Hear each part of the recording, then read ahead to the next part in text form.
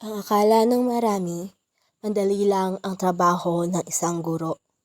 Kung kaya't ang mga estudyanteng magka-college na hindi pa desidido kung anong course ba talaga ang kanilang kukunin, ay sinasabing sa eduk na lang ako para mas madali. Lang. Yan na lamang ang nasa kanilang statement. Dahil ang akala nga nila ay madali lang ang pagiging guro.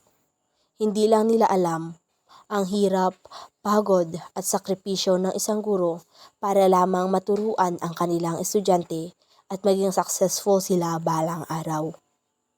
Ang mga guro ay walang pahinga. Tuwing weekends, holidays, and even vacation, they still go to school to finish or do their works and prepare everything for their students. And tuwing school days naman, nahuhuli na sila ng uwi dahil marami pa nga silang dapat gawin. Kagaya na lamang ng checking of notebooks, quizzes, and making lesson plans. A teacher's patience are also tested every time, especially kapag ang kanilang estudyante ay naglalaro, kumakain, natutulog at kung ano pa ang ginagawa tuwing nagtuturo ang kanilang guro. Imbes na sila ay makinig at matuto. But in teaching, there are also positive sides. Young and